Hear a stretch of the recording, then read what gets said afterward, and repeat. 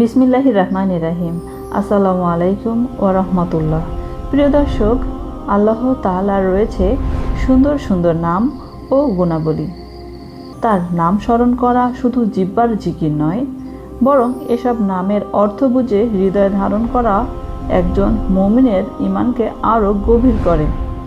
আল্লাহ তাআলা বলেন, আর আল্লাহর জন্য রয়েছে সুন্দরতম নামসমূহ, সুতরাং তোমরা তাকে সেই নামগুলো দ্বারা ডাকো।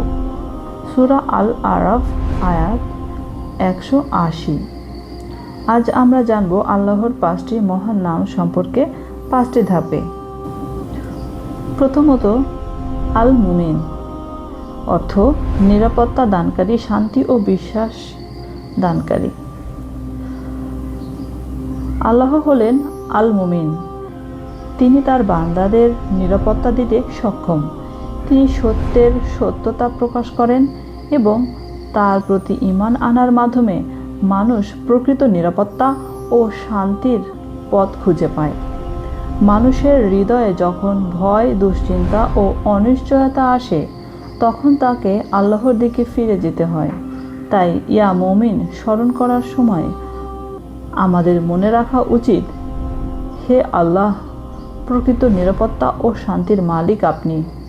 আমাদের হৃদয়কে ঈমানের উপর দৃঢ় রাখুন।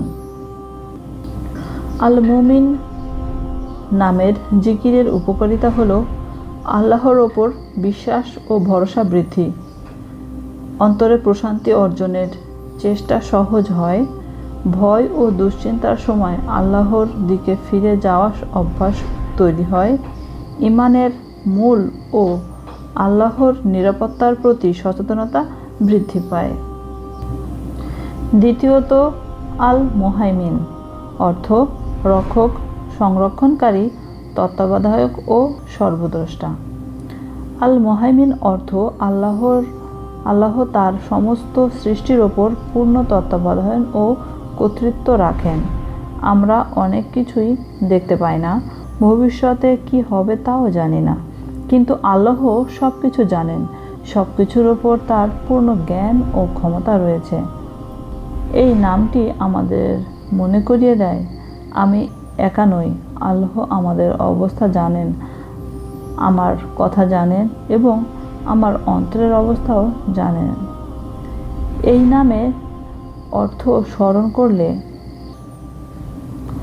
আল্লাহর উপর আস্থা বৃদ্ধি পায়, নিজের অসহায়ত্ব উপলব্ধি হয়, গোপনে ও প্রকাশ্যে আল্লাহকে ভয় করার মানসিকতা তৈরি হয়, অন্তরে নিরাপত্তা ও আল্লাহর তত্ত্বাবধানের অনুভূতি জাগ্রত হতে পারে। তৃতীয়ত, আল আজিজ অর্থ পরাক্রমশালী, মহাশক্তিমান, সম্মান ও মর্যাদার অধিকারী। আল্লাহ হলেন আল আজিজ, তাকে কেউ পরাজিত করতে পারে না। পৃথিবীর সবচেয়ে শক্তিশালী মানুষও একদিন দুর্বল হয়ে যায়, বড় রাজাও একদিন তার রাজত্ব হারিয়ে ফেলে, কিন্তু আল্লাহ ক্ষমতা চিরস্থায়ী। আল্লাহ বলেন, আর তিনি পরাক্রমশালী, প্রজ্ঞাময়।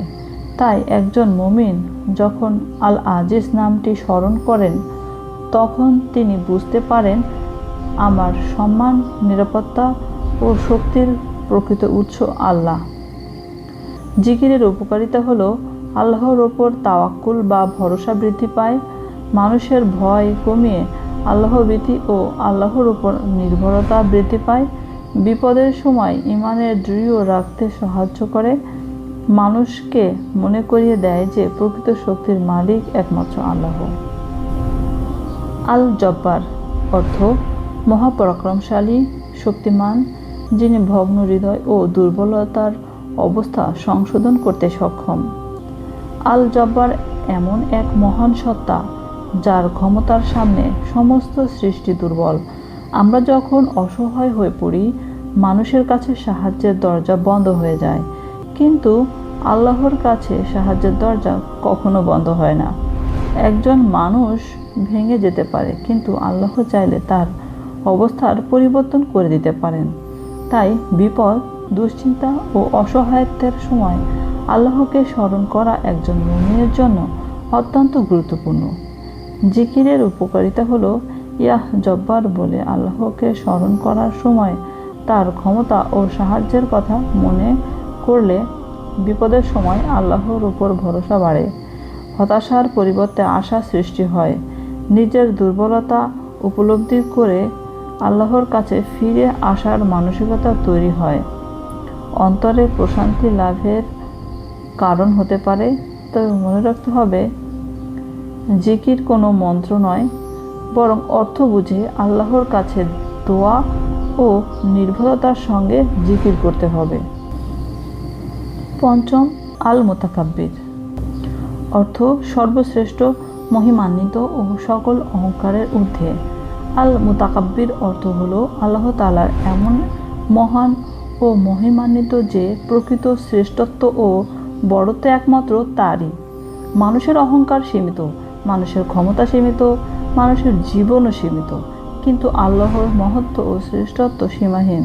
তাই একজন মুমিন যখন ইয়া মুতাকাব্বির বলে আল্লাহকে স্মরণ করে, তখন তার মনে এই উপলব্ধি জাগ্রত হওয়া উচিত, হে আল্লাহ, প্রকৃত মহত্ব আপনারই, আমি আপনার একজন দুর্বল বান্দা। এই নাম জিকির করলে অন্তরে আল্লাহর ভালোবাসা ও অনুভূতি সৃষ্টি হয়, অহংকার ও আত্মগর্ব থেকে নিজেকে দূরে রাখার শিক্ষা পাওয়া যায়, দুনিয়ার শক্তি ও মর্যাদার পরিবর্তে আল্লাহর ওপর নির্ভরতা বাড়ে, হৃদয়ে বিনয়ী সৃষ্টি হয়।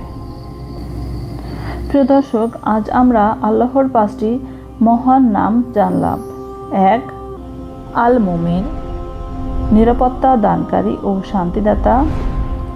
2, আল মুহাইমিন, রক্ষক ও তত্ত্বাবধায়ক। 3, আল আজিজ, পরাক্রমশালী ও সম্মানের অধিকারী। 4, আল জব্বার, মহাপরাক্রমশালী ও সংশোধনকারী। 5, আল মুতাকাব্বির, সর্বশ্রেষ্ঠ ও মহামান্বিত। আল্লাহর সুন্দর নাম শুধু মুখে উচ্চারণ করার বিষয় নয়, এসব নামের অর্থ বুঝে আল্লাহকে স্মরণ করা, তার উপর বিশ্বাস করা এবং সেই অনুযায়ী নিজের জীবন পরিচালনা করাই মূল উদ্দেশ্য। রাসূলুল্লাহ সাল্লাল্লাহু আলাইহি সাল্লাম বলেছেন, আল্লাহর 99টি নামে রয়েছে, যে ব্যক্তি সেগুলো সংরক্ষণ ও আয়ত্ত করবে সে জান্নাতে প্রবেশ করবে। সহিহ বুখারী ও সহিহ মুসলিম। তাই আসুন আমরা আল্লাহর নামগুলো শিখি, অর্থ বুঝি এবং জীবনে বাস্তবায়ন করি। আল্লাহ আমাদের অন্তরকে তার স্মরণে জীবিত রাখুন, আমাদের ঈমানকে দৃঢ় করুন এবং আপনার সুন্দর নাম ও গুণাবলী বুঝে আমাদের তেলাওয়াত করার তৌফিক দান করুন। আমিন। ভিডিওটি ভালো লাগলে লাইক করুন, শেয়ার করুন এবং এমন ইসলামিক ভিডিও নিয়মিত পেতে চ্যানেলটি সাবস্ক্রাইব করুন। আসসালামু আলাইকুম ওয়া রাহমাতুল্লাহি ওয়া বারাকাতুহু।